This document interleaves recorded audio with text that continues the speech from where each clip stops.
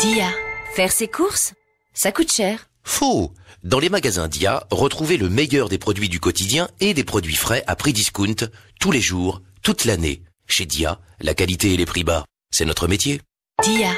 Les prix bas, c'est chez Dia. Retrouvez toutes nos promotions et nos 900 magasins sur dia.fr. Vous écoutez RTL.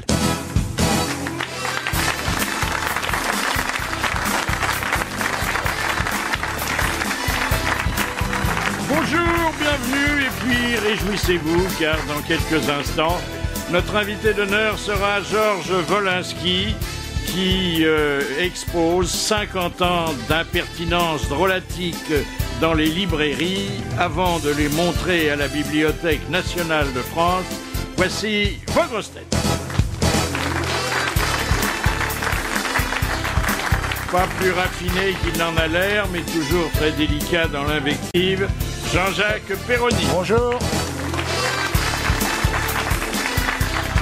Directeur d'une PME spécialisée dans la démolition des politiciens, Jacques Maillot. Bonjour.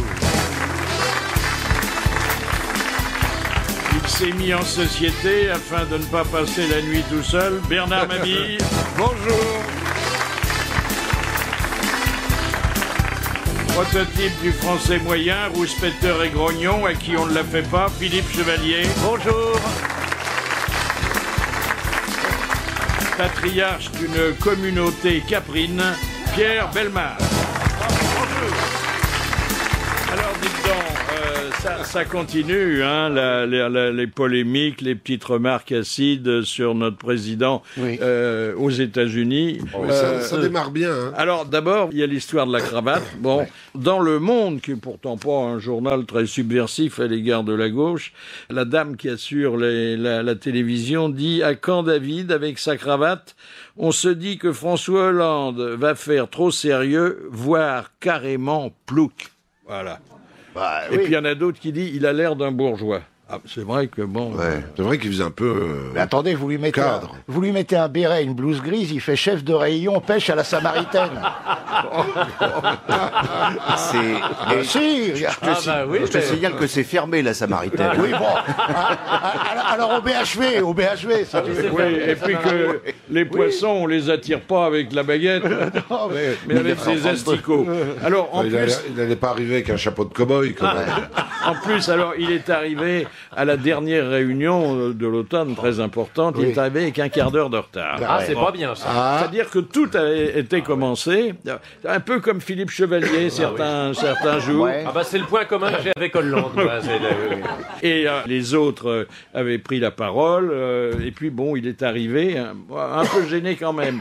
Et il a dit, ce qui était vrai, qu'il avait été retenu par un entretien avec le président polonais. Et c'est passé inaperçu. Sauf que, souvenez-vous, le président polonais a été le seul chef d'État à accepter de le reconnaître avant qu'il soit élu. Et de le recevoir. C'est vrai. C'est normal qu'il lui dise merci. Hein. Merci pendant un bon moment. C'était assez logique. Oui, il parle très bien polonais, il paraît. Ah oui. Ils ont une belle table à l'OTAN. On a l'impression Non, mais ils ont été surpris parce piscine. qu'ils ont eu un mec cultivé. Vous avez vu la taille de la table à l'OTAN, c'est incroyable. Le polonais en Corrèze, c'est très, très, très, très pratiqué. Alors Valérie Trierweiler, elle s'organise, elle s'installe. Alors bon, on sait que, et ça c'est une lacune de la Constitution, qu'il n'y a pas de statut officiel pour la première dame de France. Mais il n'y a pas de On va pas première lui faire dame. une statue dès maintenant, il doit attendre. Il n'y a pas de première La dame. statue, on la lui fera après. Moyennant, mais mariée ou pas, hein. Alors, moyennant quoi, elle a quand même pas mariée. un cabinet des particuliers. Des cabinets. Elle va au cabinet. avec 4 collaborateurs. Ah bah oui, bah dis donc. Ça en fait des papiers. 2 officiers de sécurité. Ça rappelle les cabinets d'autoroute un peu. Hein. Non, attendez, c'est sérieux. 4 collaborateurs. Ah oui, c'est sérieux, c'est avec nos sous, et je te raconte pas. Deux officiers de sécurité et 2 chauffeurs. Deux chauffeurs. Ah ouais. Il y en a quel- un à droite, un à gauche. Il y en a un qui n'a pas le volant, mais c'est... Les chauffeurs dans les cabinets, c'est rare. Ah ouais. Alors, il y en a une autre à qui on a fait un grief vestimentaire, je ne sais pas si vous l'avez vu, c'est Cécile Duflot. Alors, elle est arrivée en jean à son premier conseil des ministres. Oui. Le jean, aujourd'hui, c'est le vêtement de tout le monde. Et elle l'a donné d'ailleurs, sinon une excuse, au moins une explication. Elle a dit qu'elle était venue par l'autobus et qu'elle repartait par le métro. Elle a même donné la ligne et les changements de... Ils nous font tous ça la première fois. Oui, c'est ça. Souvenez-vous des écolos qui étaient venus à la mairie en vélo. En vélo, oui. Ça a duré une semaine. Moi, j'aimerais bien que vous veniez, mon cher ami, en jean, puisque vous dites que c'est très banal. Parce que je crois que vous avoir jamais vu en jean de ma vie. Si. Où ça à la campagne? Non, une fois au carnaval.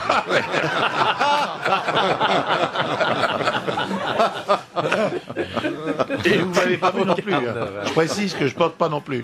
Et puis alors, dites donc, Madame Christiane Taubira, la nouvelle garde des Sceaux, qui est d'ailleurs bien sympathique. Oui, vous trouvez? Non, c'est une femme pas mal. Oh là là. Moi, je la connais un peu, je trouve qu'elle est pas mal du tout. Puis c'est une femme de cœur. Vous avez vu, sa première sortie a été pour assister à Bercy à un match qui était disputé par des détenus. Oui. Bon. Et des gardiens. C'était la balle aux prisonniers, non? Oui. Alors, attendez. Le plus drôle, mais pas le plus surprenant, c'est que à la fin du match, elle y a assisté tout le temps, et c'était très bien joué, et c'était très encourageant. Elle a félicité tout le monde, sauf qu'il manquait un des joueurs, parce qu'il s'était évadé.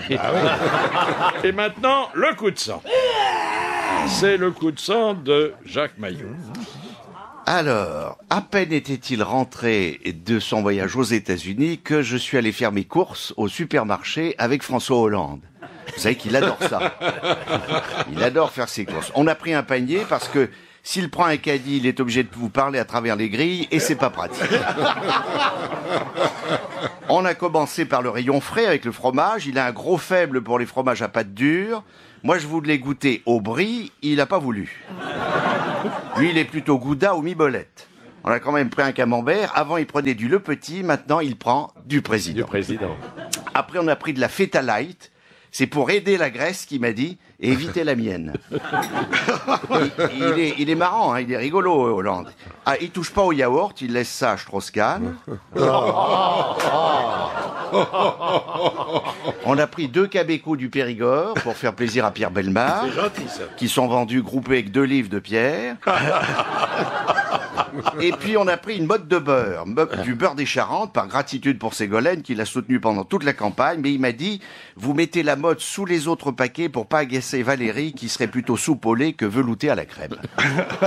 Après nous sommes allés au rayon boucherie, on a pris des côtes de porc de Corrèze, entièrement nourries au gland, dans un pôle emploi biologique subventionné par le Conseil général. Et nous avons filé au poisson, là il a pris 2 carlets. Après Carla, un carlet, ça changera, qui m'a dit. Il est très marrant, François Hollande, très marrant. Et surtout, on a acheté un gros merlan. J'adore le merlan, qui m'a dit, c'est lui qui me refait ma couleur tous les lundis matins avant de partir au bureau.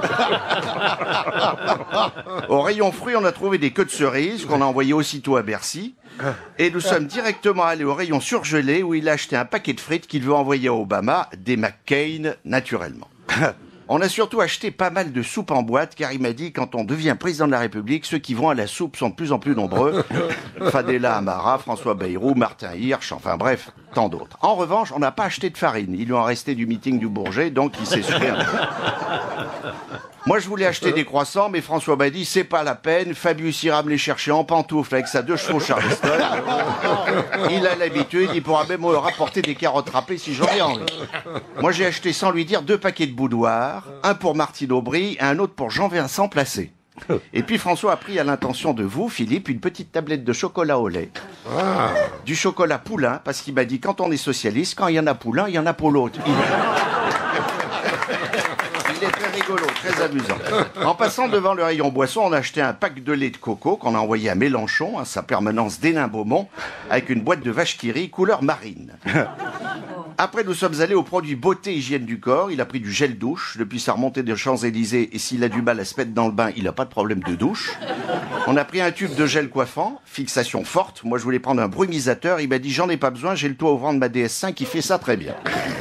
Et puis au rayon papier toilette, on a pris 12 rouleaux de Moltonel triple épaisseur, car m'a-t-il dit, je veux bien mettre les doigts dans le cambouis, mais il y a des limites.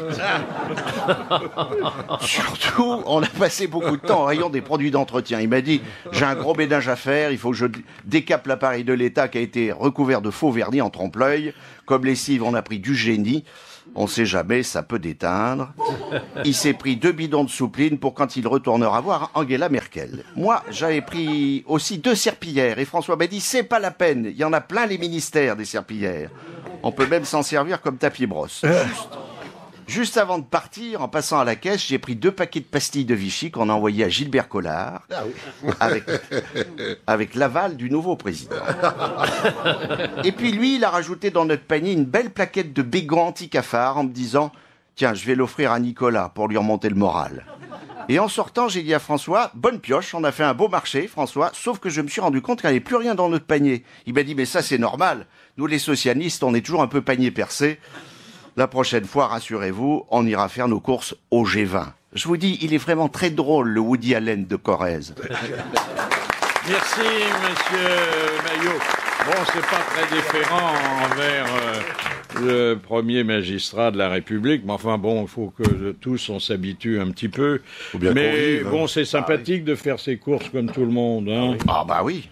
Puis là, c'est la grande distribution, mais la grande distribution de colibets, de plaisanteries, est pas méchante dans le fond. La cerise sur le gâteau de l'actualité, ce sont ces nouvelles stations de lavage qui viennent de s'ouvrir en Chine et qui bientôt émigreront en Europe.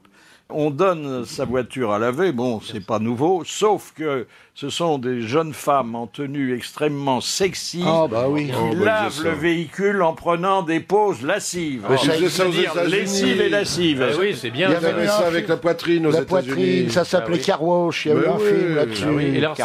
Ils n'ont rien inventé. Ils n'ont rien inventé. Si, est-ce que vous en connaissez, vous, en France, des stations comme ça? Bah non. Mais moi, je peux laver votre truc avec la poitrine, hein, si vous voulez. Ça va aplatir la voiture. Moi, c'est Strauss-Kahn qui me lave la mienne avec sa lance. Mais non, mais en France, on est en retard. Surtout, on a même dans les bars, il y a même pas de gonzesses qui dansent autour d'une barre fixe. Ça existe dans des établissements spécialisés. Ah bah oui, mais aux États-Unis, c'est dans n'importe quel bistrot. Il n'y a pas de défilé sur le zinc. Non. T'as pas ça en Bretagne? Non. Mais viens à Pigalle. Ce serait bien de mettre Il y en a plein à Pigalle. Une bigoudaine qui danse autour d'une barre. Ah oui, une petite majorette habillée en bigoudaine. Ah oui. En mini-jupe avec la coiffe. Oui, ça ferait bien, ça. Ça m'en toucherait le plafond si elle est sur le bar. Bien sûr. Alors, le sexe. C'est la réapparition de DSK dans l'actualité. Ça faisait quelques jours qu'il nous avait quittés, on s'ennuyait un peu. Alors là, il y a une nouvelle enquête pour viol qui menace DSK. Sauf que c'est une nouvelle enquête, mais c'est pas une nouvelle affaire, parce que c'est la jeune femme qui vivait de ses charmes et qui avait facturé une prestation, mais qui voulait pas aller plus loin. Et donc, elle a porté plainte pour viol en réunion. Non, elle a même pas porté plainte. Elle a dit simplement ce qui s'était passé. Et c'est le parquet qui, lui, a décidé de donner une suite à l'affaire. Faut dire que le parquet, il avait déjà été très touché dans la suite de l'hôtel. Il y avait la moquette, Mais il y avait a la moquette. La moquette, oui. C'est-à-dire qu'ils ont enlevé la moquette, donc c'est le parquet. C'est le parquet, oui. Alors, ils ont demandé, les magistrats, une enquête approfondie. Ils vont passer un bon moment. Ouais. Et ça doit aller chercher loin, ça. Hein, ça oui, c'est parce que là, on passe de la correctionnelle aux assises. Hein. Là, ils mettent le doigt dans un rouage. Alors, c'est le viol en réunion. Alors bon, en principe, on est toujours deux dans ce genre d'affaires, mais là, il y avait des gens qui auraient pu intervenir. Qui regardaient. Qui lui ont tenu les poignets, vous savez, les fameuses poignées d'amour. Oui. Et puis, il y a une autre fille qui était là et qui a dit, mais non, elle n'a pas protesté, elle était d'accord. Enfin, toujours le doute, l'affreux doute. Et puis, vous vous souvenez de Cindy Lee ?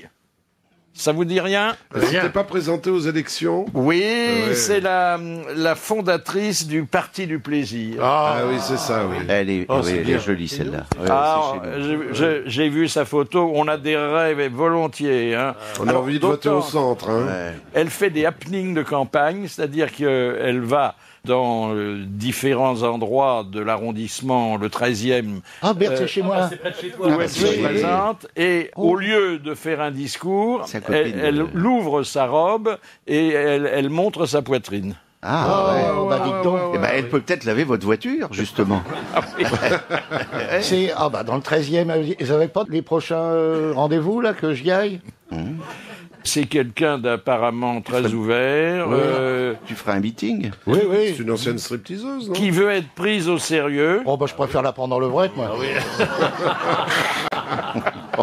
C'est curieux comme dans le sérieux, oui. Oui. Et moi, un petit coup dans le sérieux, c'est bizarre. Un invité surprise maintenant pour évoquer ce hameau, vaste hameau avec plus d'une vingtaine de bâtiments qui, après une longue attente, vient enfin de trouver preneur. Bonjour Bernard Guilhem. Bonjour Philippe Bouvard. Alors, je salue le maire délégué de Saint-Nicolas, Courbefy. Courbefy. Où est-ce que ça se situe exactement? Écoutez, c'est dans le sud de la Haute-Vienne, à la limite du Périgord, dans le parc Périgord-Limousin. Alors, ce hameau se situe sur le territoire municipal. Tout à fait. Bon, il y a combien de temps qu'il était en vente? Écoutez, il y a près de 4 ans que les derniers propriétaires ont laissé tomber. Alors, vous voyez, c'est un très il a mauvais fait état. faillite, le dernier propriétaire. Tout à fait. Ah oui. oui, dites donc. Ah oui, c'est Oui. en très mauvais état, ouais. Oui. Alors, qu'est-ce qu'on peut faire de quelque chose d'aussi vaste? Quel est Écoutez, très honnêtement, vous voyez, là, je suis en train de visiter avec le représentant du nouveau propriétaire, et je ne sais toujours pas, c'est un artiste asiatique qui vit aux États-Unis. Qu'est-ce qui l'intéresse dans ce hameau? Je ne sais pas. Ils ne sont toujours pas dit. Bon, est-ce que il m'a promis que bon. Est-ce qu'il a versé l'argent? Ah oui, c'est fait, oui. Depuis alors, c'est passé au tribunal. c'est le Il faut principal. simplement leur construire. Il faut demander à Madame Brick, qui est au gouvernement. Elle va pouvoir. Mais les enchères ont beaucoup monté ou on est resté au prix de base? Non, elles ont monté. Hein, Elles ont monté, oui, on est monté à près de 600 000 €. Ah bon, c'est bien. Ouais. Alors, pour ce prix-là, il aura combien de bâtisses? Ben écoutez, il y a près de 21 maisons, donc 45 chambres. Et quelle superficie de terrain? Oh, il y a, je crois, 12 hectares. Ah oui, c'est grand quand même. Ah, dis donc. On peut faire là un village d'artistes. À mon avis, c'est ce qui va se passer, parce que bon, c'est une personne très connue dans le monde qui vient d'exposer à Venise et qui expose au Louvre le mois prochain. Oh là là, ah oui, oui, c'est un Chinois. C'est un Chinois. Coréen. Voilà, tout à fait. C'est un Coréen qui vit aux États-Unis. Vous voyez, vous savez tout à Paris. Ah, bah alors, moi, Si je vous- vois qui c'est. Si vous faites des chambres, on a une femme de ménage disponible, Nafissatou Diallo. On va la faire venir. Hein. Non, il faut pas. On invitera un ami. Hein. Il faut pas décourager ce repreneur courageux, car bon, les travaux vont coûter plus cher que l'achat du hameau. Hein. Beaucoup plus cher. Oui. Et un complexe hôtelier, c'est concevable? Non, je pense pas. Je les vois pas. Bon, il m'a promis qu'il y aurait des emplois à la sortie et j'attends beaucoup de ces promesses. Bon, bah écoutez, ça vous tire une rude épine du pied, et puis bon, la commune va être plus prospère, hein. Tout à fait, on l'espère beaucoup. Et on vous remercie. Merci, monsieur le maire, et bravo. Merci. Mais il y a déjà plusieurs villages qui existent comme ça en France. Hein. Oui, il y en a sur la Drôme. Mais deux nouveaux emplois, c'est Montebourg qui va être Et content. qui fonctionnent en plus de ça. C'est pour Ah, leur Montebourg, dressement. moi, son titre me ravit, hein. Ah bah oui. Ah oui, il est ministre du redressement productif. Oui, oui. Ah oui. Ah oui.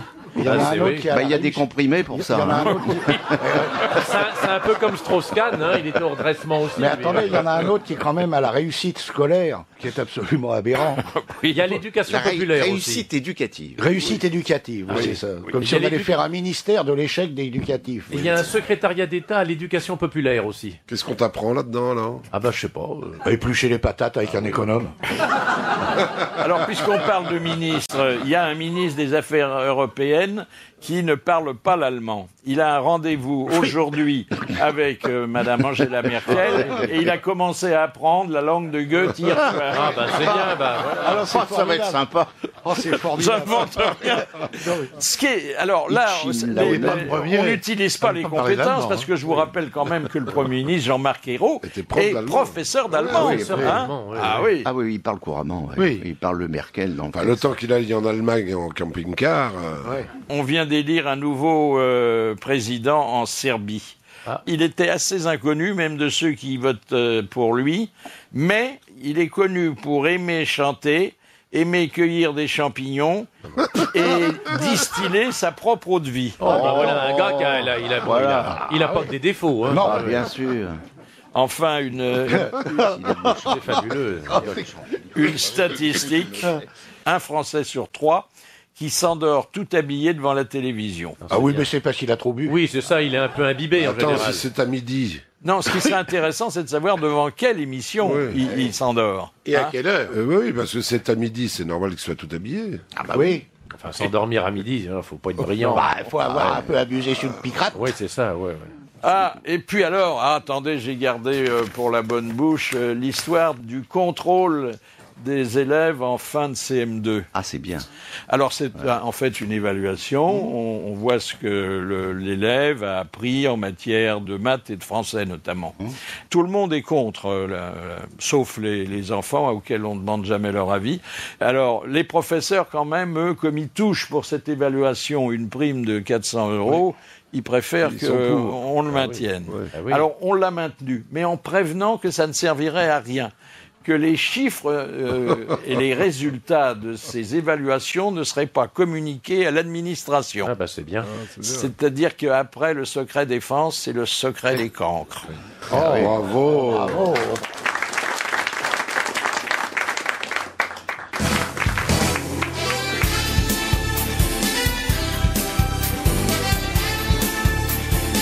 À mes côtés ont pris place aujourd'hui Jean-Jacques Perroni, Présent. Bernard Mabille, Présent. Jacques Maillot, Présent. Philippe Chevalier Présent. et Pierre Bellemare. Présent. Et puis, un grand humoriste. Il s'exprime aussi bien avec des phrases qu'à l'aide des dessins. C'est Wolinski.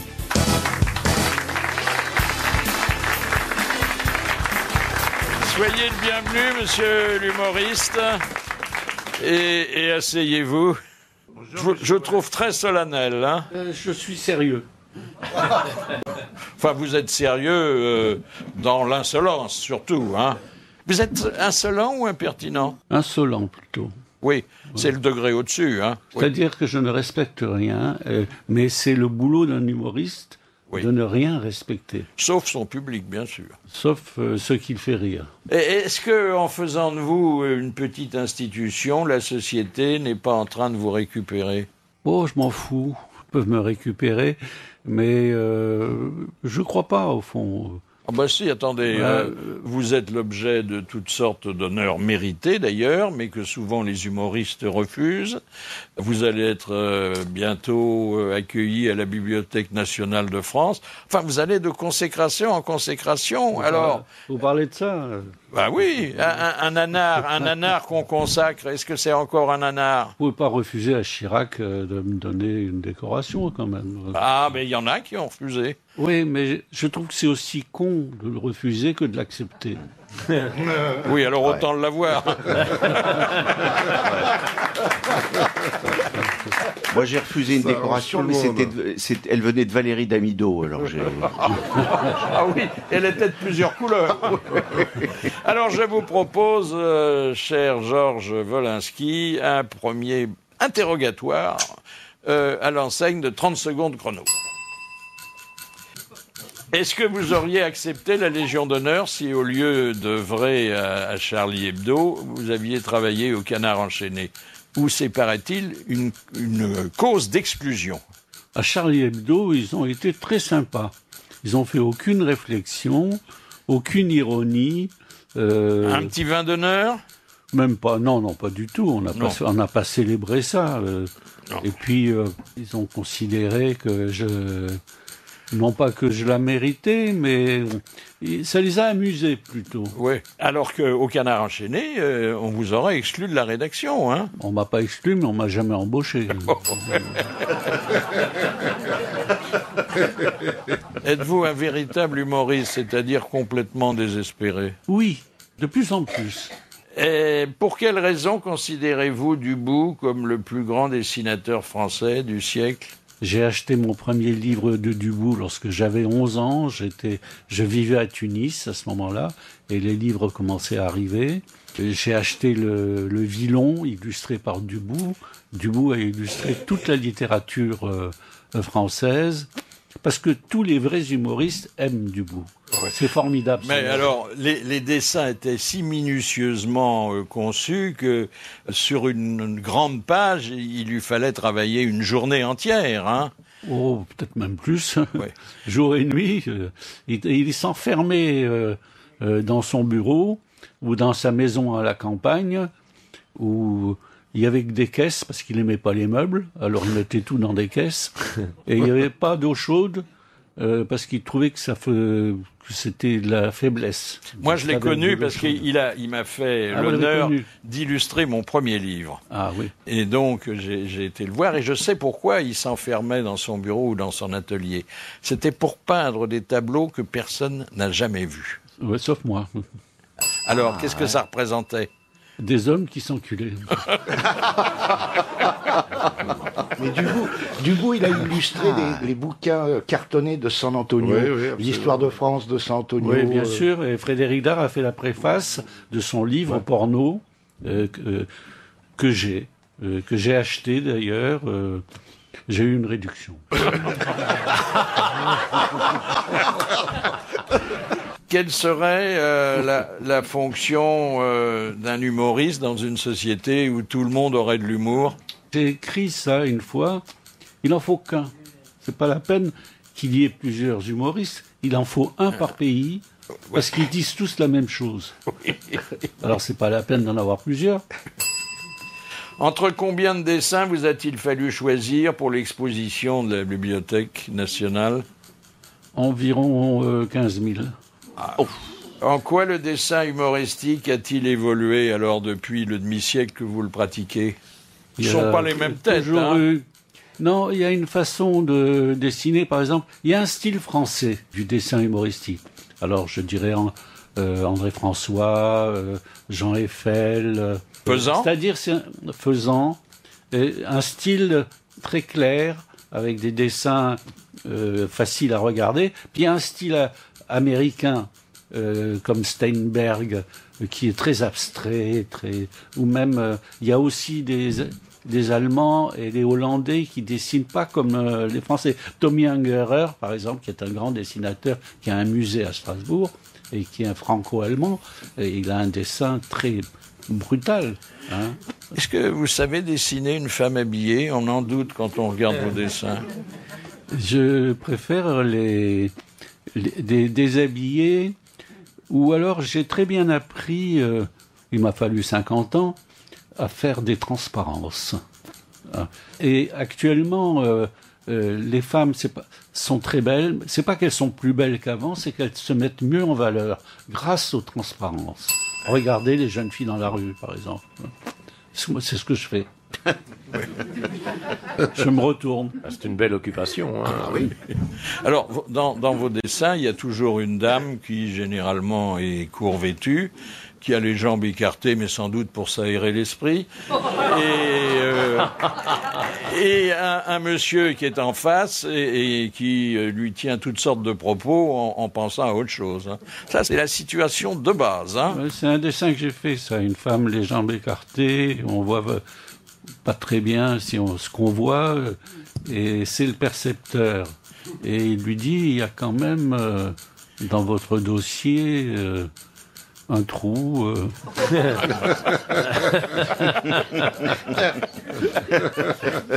Eh ben, vous êtes des nôtres. C'était 30 secondes chrono.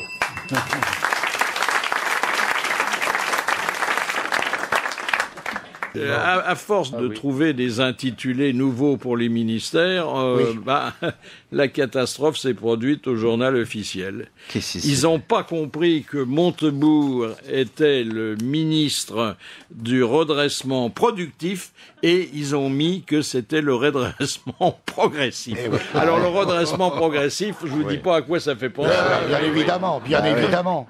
Ils auraient pu mettre, compte tenu du personnage, le redressement agressif. Ah oui, parce que Montebourg, ça fait pléonasme. Ah oui.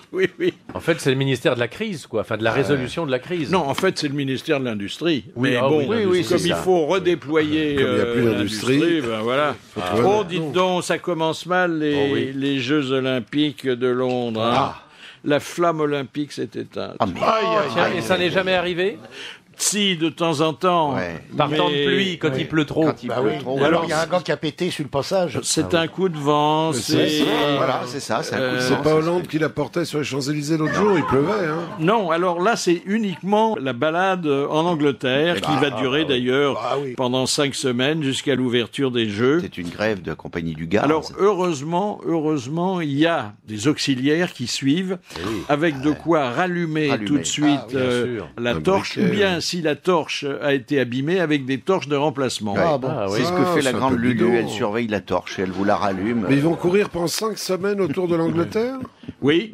Ah oui. Ben, ils avaient déjà fait un joli voyage. Grèce, Alors, ce qui est curieux, c'est que dans le même temps, et alors que la promenade de la Flamme n'est pas terminée, il y a des petits malins qui mettent sur la toile en vente des torches. C'est des gens auxquels on va donner, parce qu'ils anticipent des torches qui seront chargées d'allumer, qui la vendent à des amateurs de souvenirs olympiques. Il y a bien des crétins. Des escrocs. On fait flèche de tout bois, hein.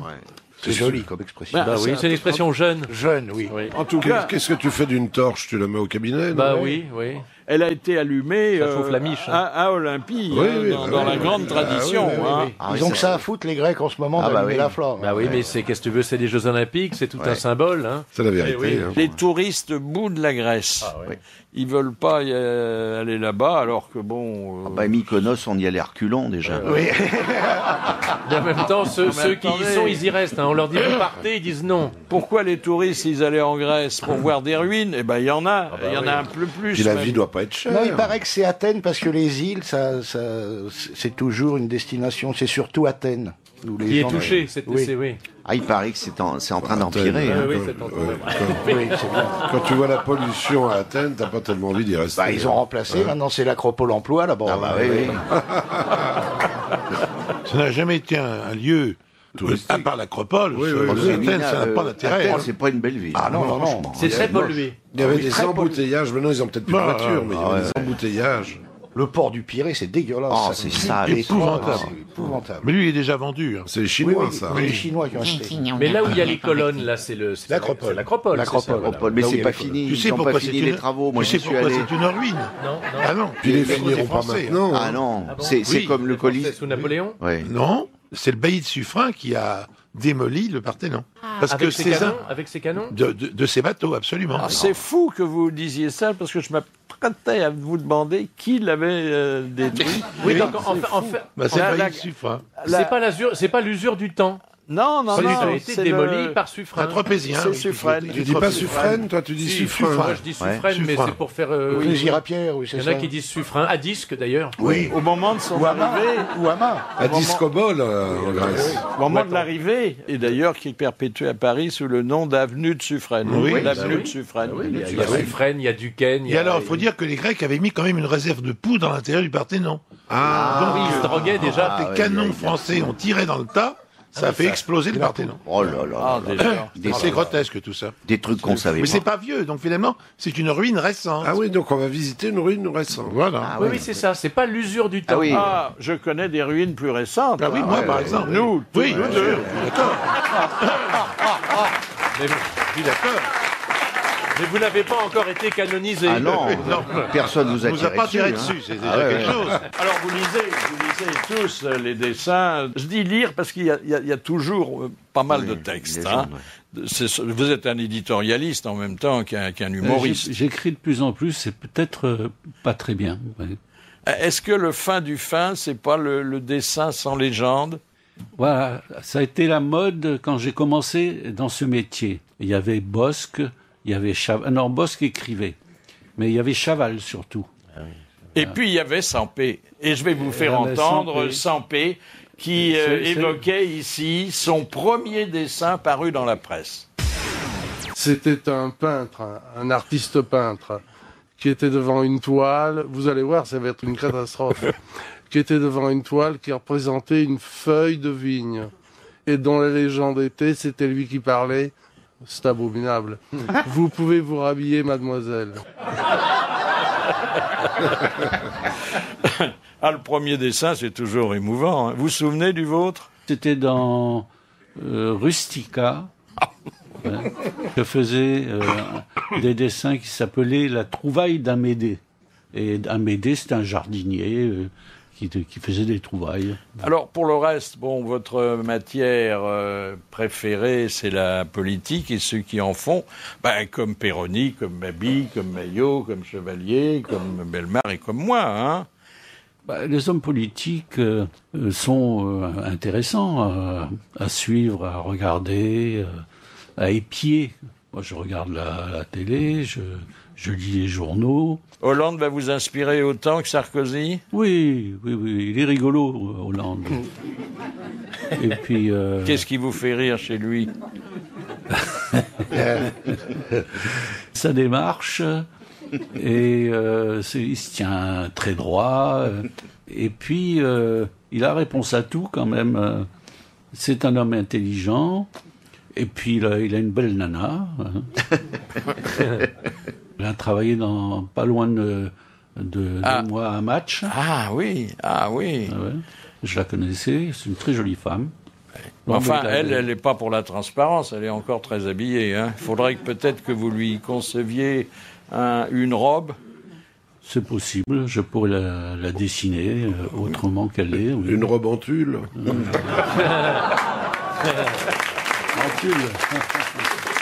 Je vous propose un petit match de tennis. Et je vais demander à Jean-Jacques Perroni de bien vouloir en assurer l'arbitrage. Ah, il a l'air guilleret. Ah, il est content. Hein. On dirait qu'il va au piqué.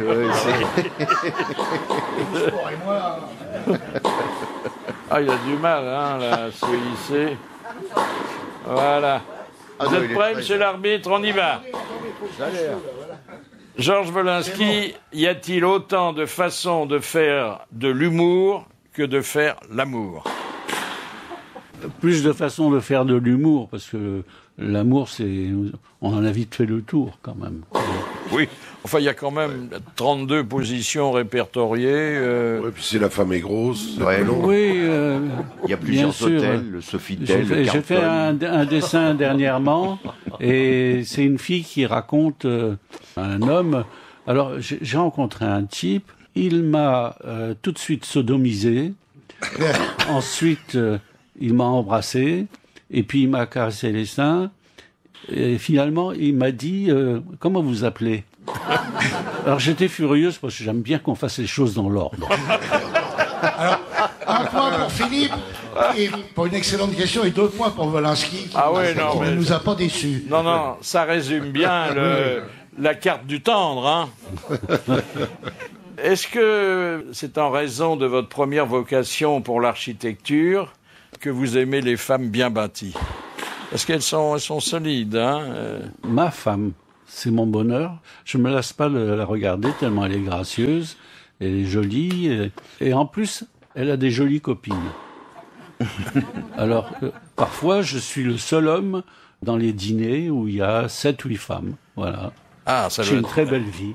Alors, nous l'avons reçue, votre épouse, Maryse, qui a fait un joli livre, d'ailleurs, où elle parlait de vous, hein. Mais bon, elle disait pas mal de choses, mais pas de façon méchante. On en a gardé un bon souvenir et un petit enregistrement au fil duquel elle vous rendait hommage. Un matin, je suis très pressée, j'enfile une robe, une fermeture éclair très longue, je ne parviens pas à l'ouvrir. Je la monte un petit peu, et puis comme je ne parviens pas à la fermer, Je vais trouver mon mari dans son bureau et je lui présente mon dos. Et là, il ne se passe rien du tout. Et je lui dis, mais écoute, je suis pressée, dépêche-toi. Et il me dit, mais j'ai pas du tout envie de monter cette fermeture éclair, je préférais la descendre.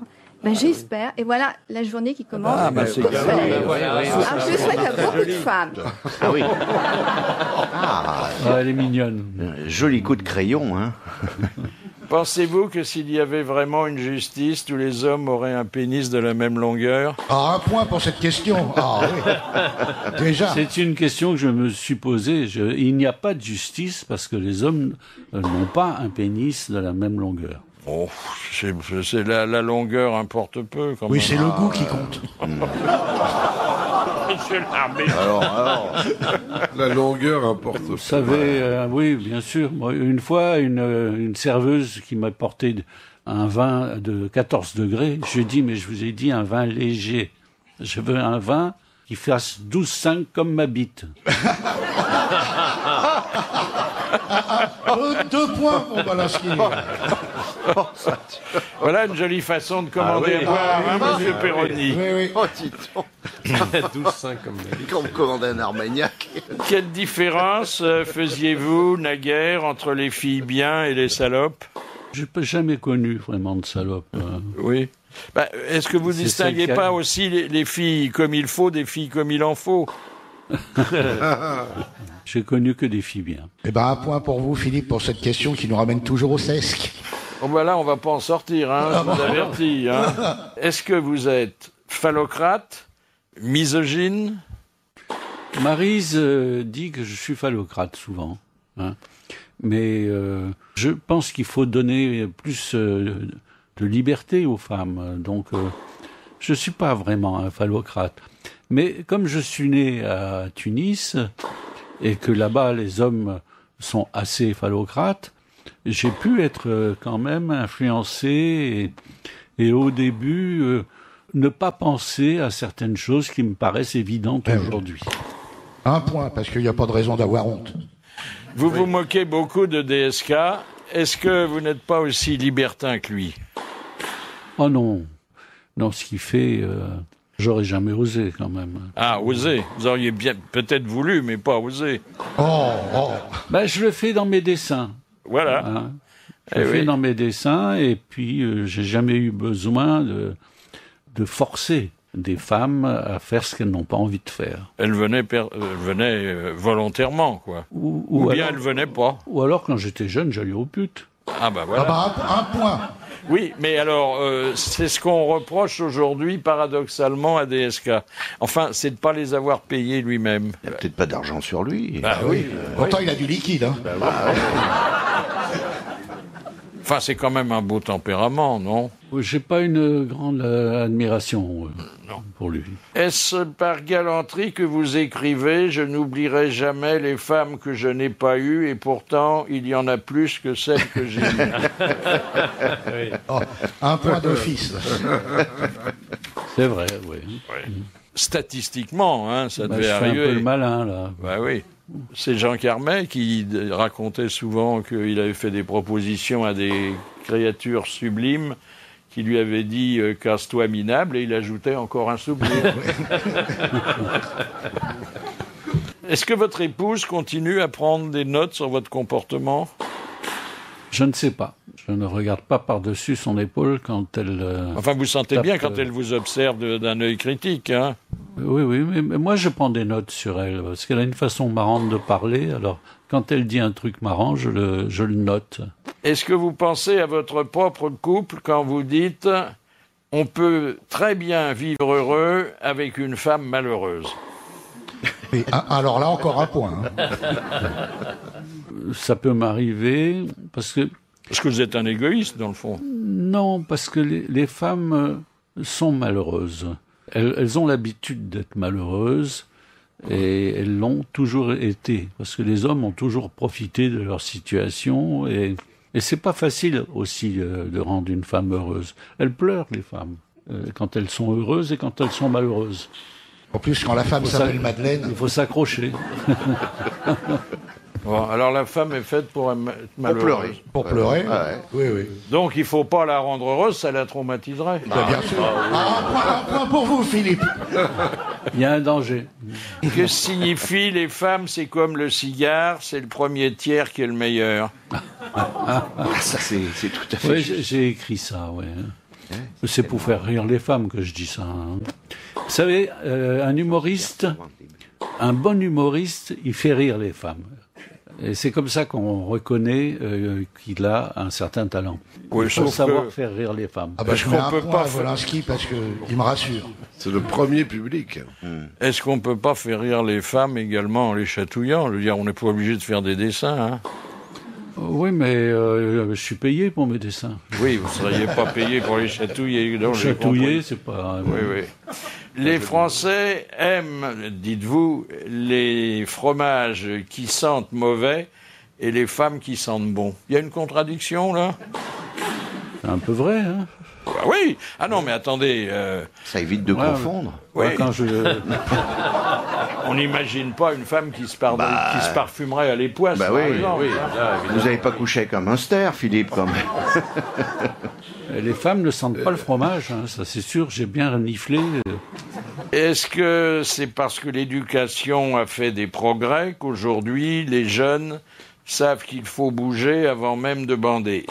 Je cite, hein, je cite. Ah là, vous parlez d'une histoire de ma vie. Oui. C'est mon dépucelage. J'habitais Briançon et il y a une jeune fille qui riait chaque fois que je passais. Ça, c'est bon signe. Quand une femme rit, ça veut dire quand même qu'elle... On a le premier tiers. Elle attire l'attention. Ouais. Finalement, elle a accepté de venir dans la chambre d'un ami et elle s'est déshabillée. J'étais paniqué parce que... Elle non plus. Non, elle avait un énorme triangle poilu et ça me paraissait bizarre. Quoi. Je savais pas que c'était comme ça. Les Bermudes. Hein. Je lui mets un point à Wolinski parce qu'il m'excite là, en ce moment. Pourquoi vous aviez pas fait de géométrie à l'école? Ben non, j'avais jamais vu. Si, j'avais vu une fois dans un hammam. Parce qu'à 9 ans, on m'avait amené au hammam avec mes tantes et mes cousines. Alors j'avais quand même vu. Ouais. Bon, alors je me retrouve avec cette jeune femme. Donc le triangle vous a traumatisé. Oui.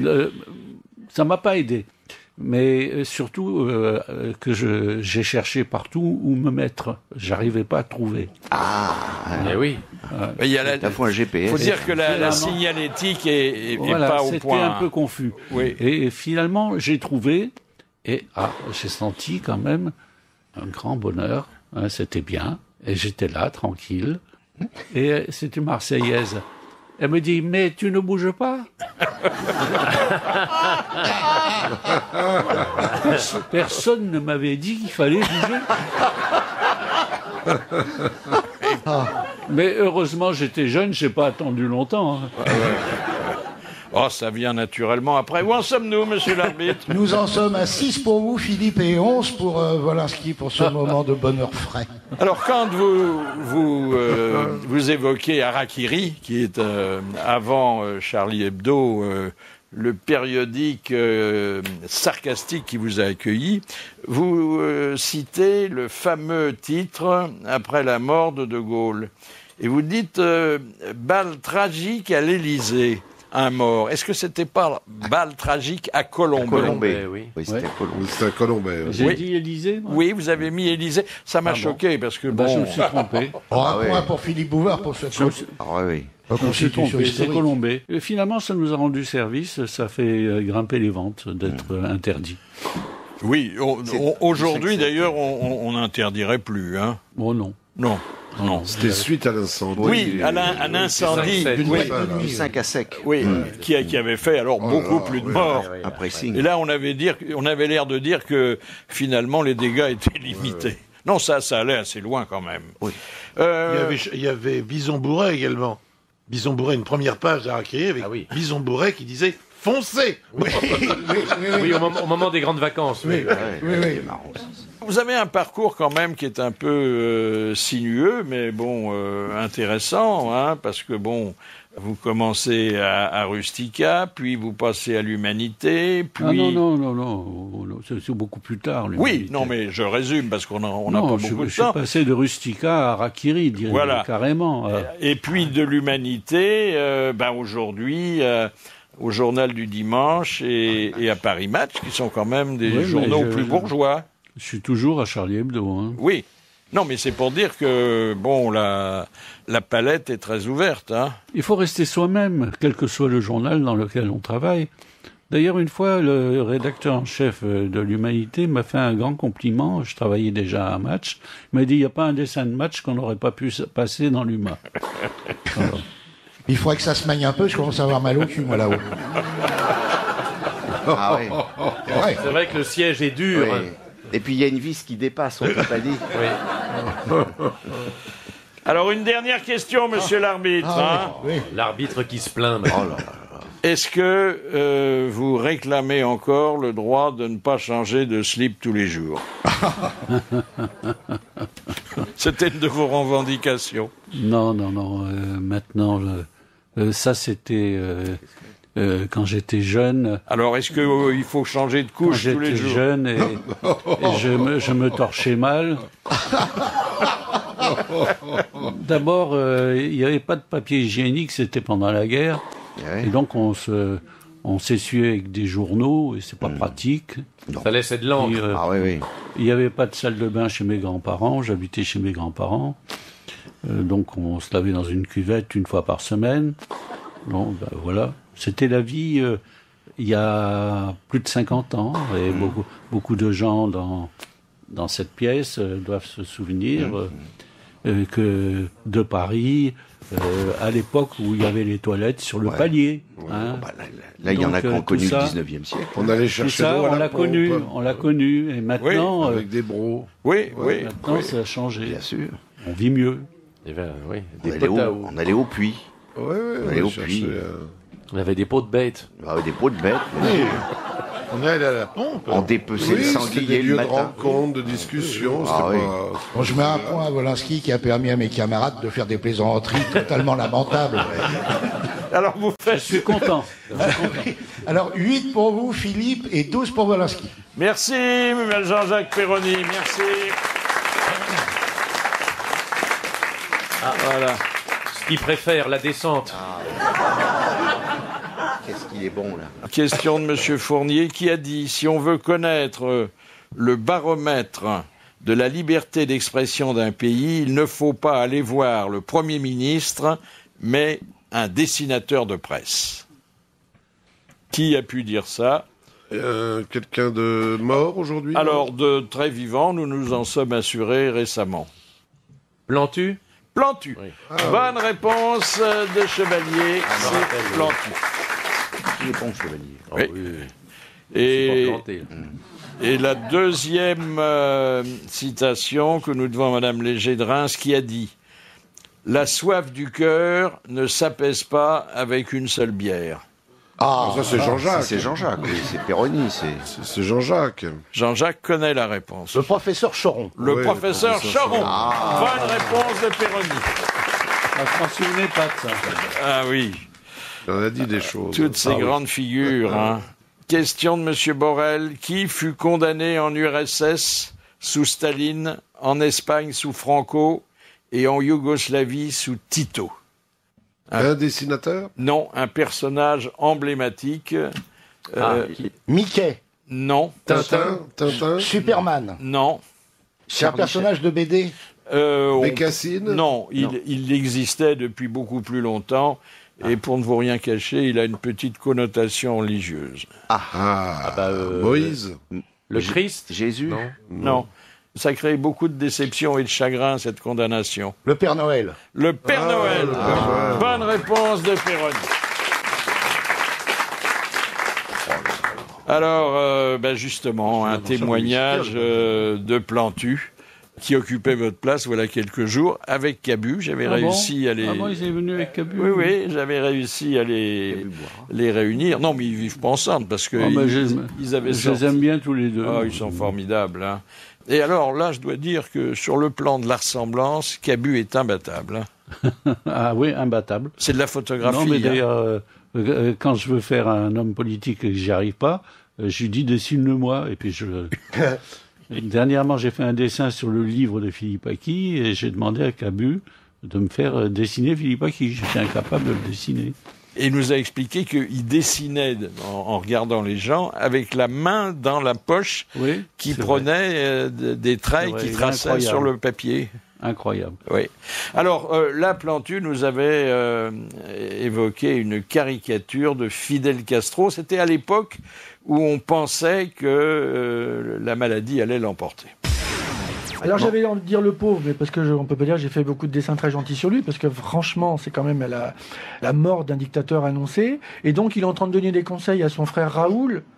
Alors il remet le pouvoir à son frère Raoul Castro, et puis il est sur sa chaise roulante, Fidel, et il est en train de fumer son cigare, il a la barbe une grosse barbe. Tu vas voir, le plus dur ce sera de te taper encore la langouste avec la mère Mitterrand. Parce que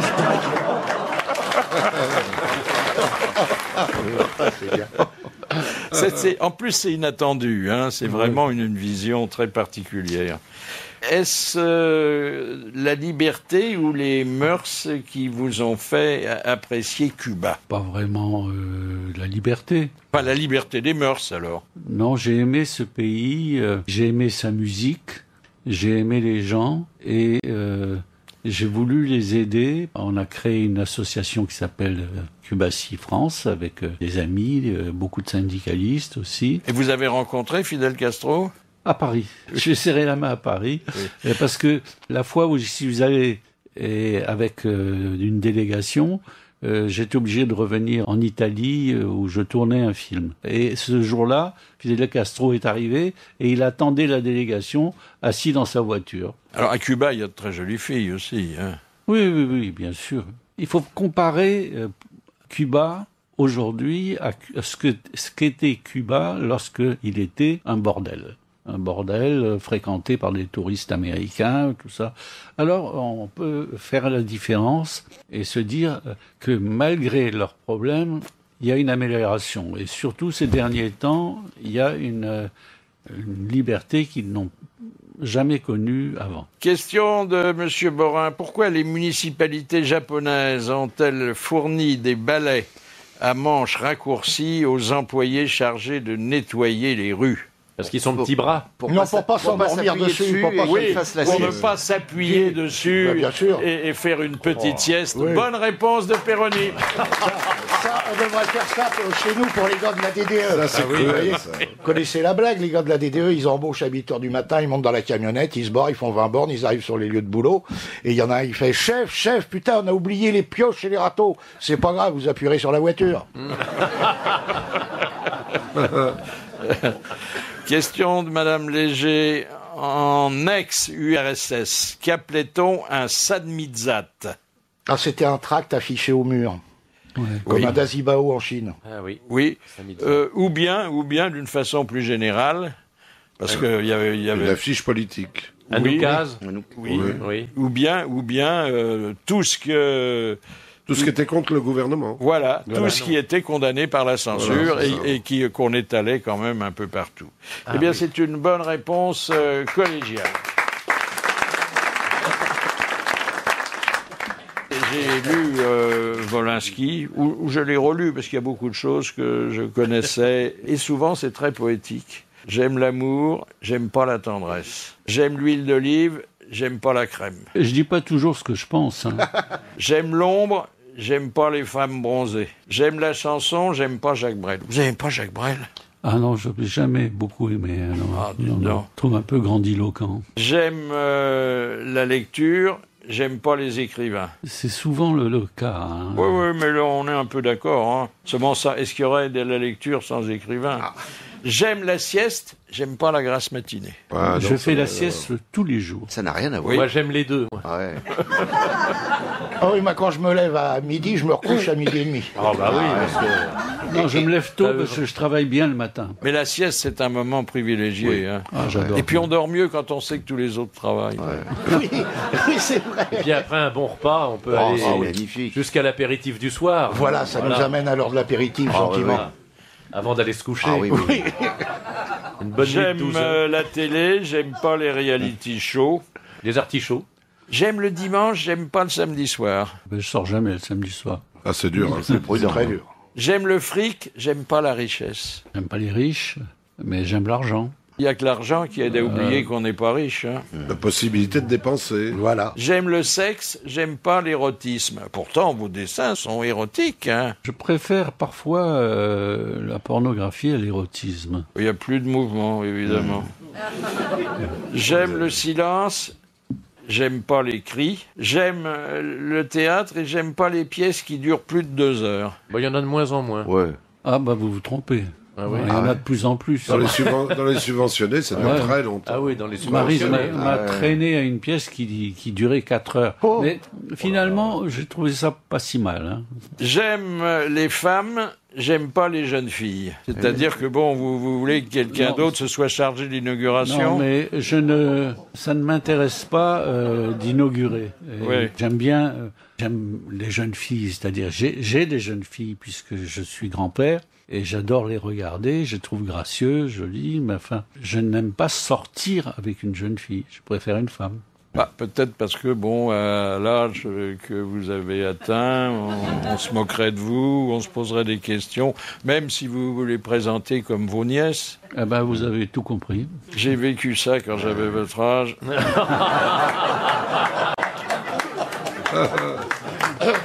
J'aime les fumeurs, j'aime pas les non-fumeurs. Les non-fumeurs nous emmerdent. Voilà. Ah, il y Ils a sont du terrorisme. intolérants. Avant, c'était normal de fumer. Il y avait un dîner. Bon, après, tout le monde fumait. Ah, et maintenant, c'est terminé, et ça. Ouais. Maintenant, c'est fini. Ou t'es alors, regardé de travers. est-ce que ça vous dérange si je fume Non, ça me dérange pas. Ah bon, ils sont surpris. Moi, ça me dérange pas qu'on fume. Ils veulent pas D'ailleurs, qu'on fume, mais eux, ça les empêche pas de péter à table. J'ai appris à Cuba à fumer le cigare en grande partie, et j'en ramenais toujours, et j'en fume encore, mais je sais pas où. Hein. on C'est sait rare. plus où, oui. Tiens, j'ai fumé un cigare. J'avais dit à ma femme, si Hollande est élu, je fume un cigare. Ben, je l'ai fait. Ah, non. C'est fou, ça a dû changer votre vie, ça. J'aime les maris, j'aime pas les amants. Je trouve que les maris sont toujours plus sympas que les amants. Quand une femme, une copine à Maryse, vient avec son amant, il m'énerve. Tandis que les maris, je suis copain tout de suite avec eux. Ouais, il est plus facile de faire cocu un mari qu'un amant. Oui. Il y a moins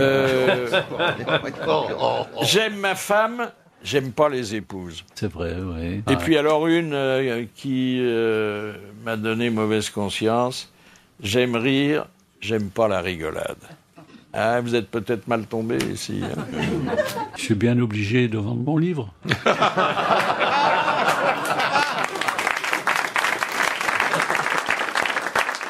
Ah, un invité surprise que nous connaissons bien, que nous voyons trop rarement parce qu'on l'apprécie beaucoup, c'est François Morel.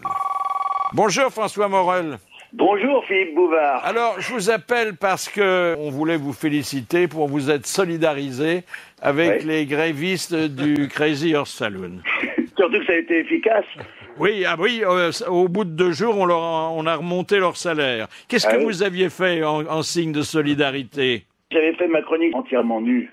Ah oui, ce qui à la radio est osé, hein. Ah ben oui, vous savez que maintenant la radio est visuelle puisqu'on peut regarder les chroniques. Je suppose nos émissions. Ça fait du buzz, hein. Sur Internet. Ça fait du buzz. Ah oui, oui, j'ai buzzé, hein. Ah oui. Est-ce que dans le studio où vous vous trouviez, il y a eu une influence exceptionnelle? C'est pas passé inaperçu, bien sûr. Hélas, non. Mais vous imaginez, par exemple, si les grosses têtes faisaient une émission entièrement nue. Il n'y aurait personne dans la salle. Ah oui. Ah bah oui, mais je pense qu'on doublerait le salaire des filles du crédit. Oui. Pensez-y quand même, pensez-y. Mais vous n'étiez pas gêné parce que bon, vous êtes plutôt un garçon pudique. Oui. vrai. Et je suis assez peu exhibitionniste. J'ai décidé de faire ma prochaine chronique habillée, par exemple. Oui. Ah, ça serait aller loin, ça. Hein. Ah oui. Non, mais enfin, si vous n'aviez pas grand-chose à montrer... Je vous en prie. Enfin, c'est pas ce que dit votre chat, hein. Comment il va, votre chat? Il vous embrasse et il trouve que vous le caressez pas suffisamment.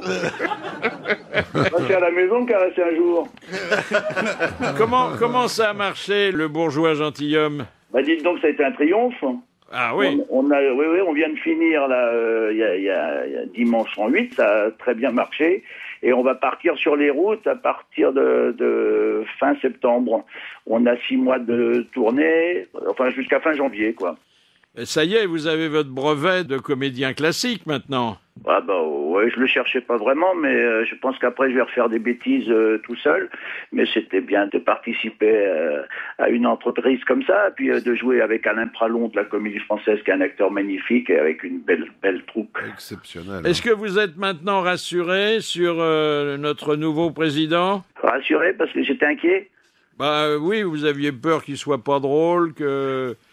C'est-à-dire le précédent nous donnait beaucoup de travail, donc j'espère que le prochain mandat nous permettra aussi d'être imaginatif.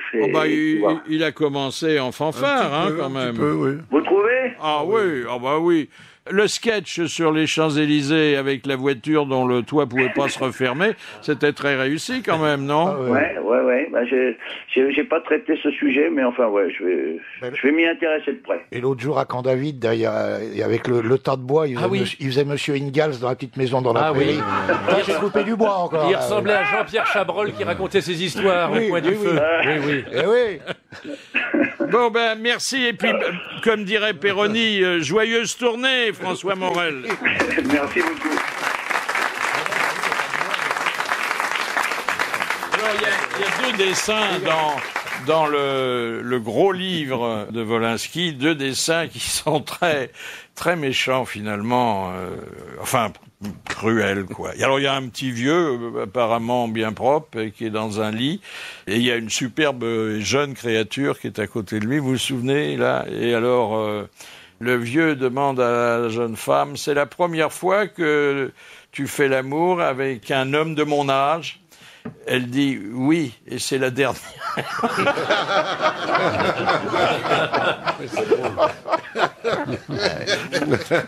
Puis il y a 2 types qui parlent, il y en a un qui dit: j'ai essayé de coucher avec ta femme, mais il y avait la queue.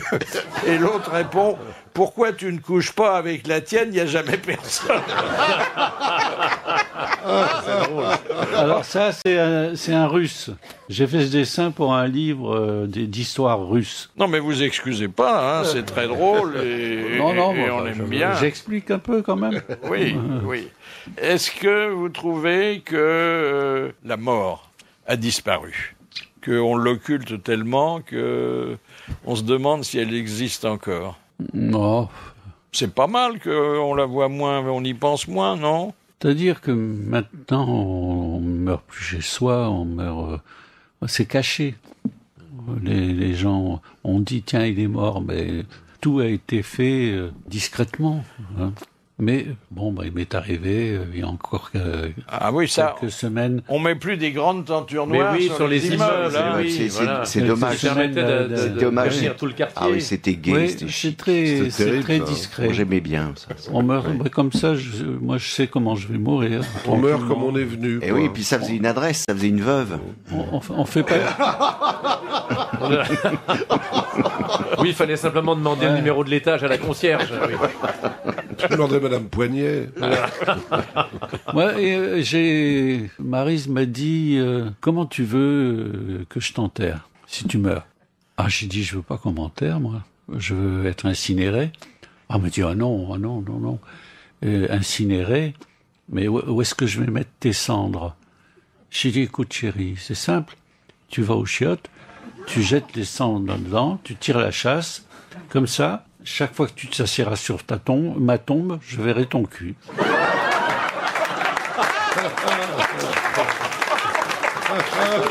Comme dernière volonté, hein. C'est bien. Elle a C'est rigolé. très romantique, Elle a finalement. rigolé. Ah bah oui, il y a de quoi, hein. Ah oui. Alors essayons d'en savoir davantage sur votre premier baiser.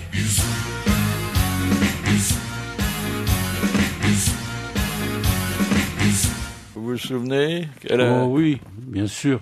C'est important, un premier baiser.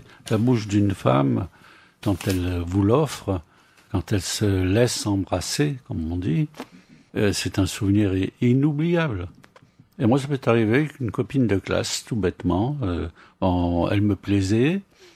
On a décidé de se voir. On se promenait sur un chemin de montagne, parce que à cette époque-là, j'habitais Briançon. Et puis, une impulsion, un courage, brusquement, m'a pris. Alors, je tremblais de trouille. Je l'ai embrassée. Ah, elle m'a dit, tu as bien fait. Ça s'est bien passé. Ça s'est bien passé. Et après, j'ai fait que ça pendant des mois. Avec la même? Avec la même. Ah ouais. Je l'ai embrassé. S'habitue. Hein. C'était avant le triangle noir. Et puis Ah oui. Je touchais aussi un petit peu son soutien-gorge à baleine, qui était en béton, vraiment. Ah oui, Les filles avaient des soutiens. C'est des baleines à l'époque. J'osais pas. Elles étaient un peu jaunasses. J'osais pas faire confiance.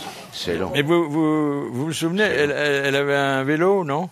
Ouais, elle avait un vélo et ça m'avait... je trouvais ça excitant. Et vous, les sacoches? Elle soulevait sa jupe et s'asseyait sur sa culotte sur la selle. Quoi. Ah bah elles font tout ça sur les Vélib. Ah bah oui.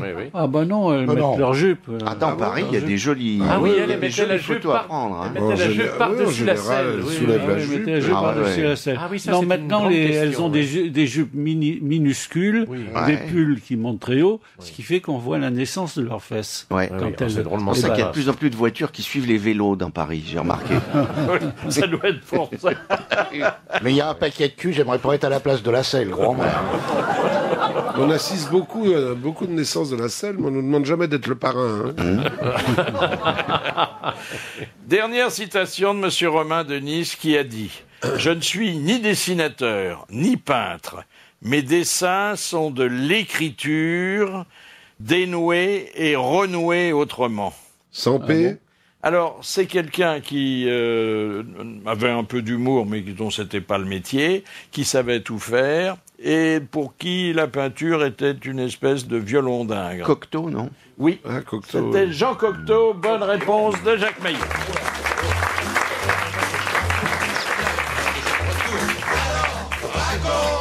Alors, pardonnez-nous, Wolinski, mais généralement, on sacrifie à la rigolade avant de se quitter, et sous la forme d'une histoire. Celle-ci est envoyée par Monsieur Robert de Mougins, et c'est Pierre Bellemare qui va la raconter. Une femme se rend chez son gynécologue pour un examen de routine. Là, ça va bien. Il l'examine, et là, surprise, elle a 2 tatouages à l'intérieur des cuisses. Pardon, mais qu'est-ce que c'est, lui demande son toubib. Ce sont les photos de 2 ailiers de l'équipe de France de rugby. Je suis une grande femme du 15 de France. Effectivement, je les reconnais. Puis-je vous demander une faveur? Allez-y, docteur, je vous écoute, répond-elle. Je suis moi aussi un grand fan et je suis très superstitieux. Puis-je les embrasser? Un peu gênée, la jeune femme accepte malgré tout. Aussitôt, le gynécologue s'exécute, smack à droite, smack à gauche. Ce sur quoi la jeune femme le regarde dans les yeux et lui dit « Et alors, on oublie Chabal ?»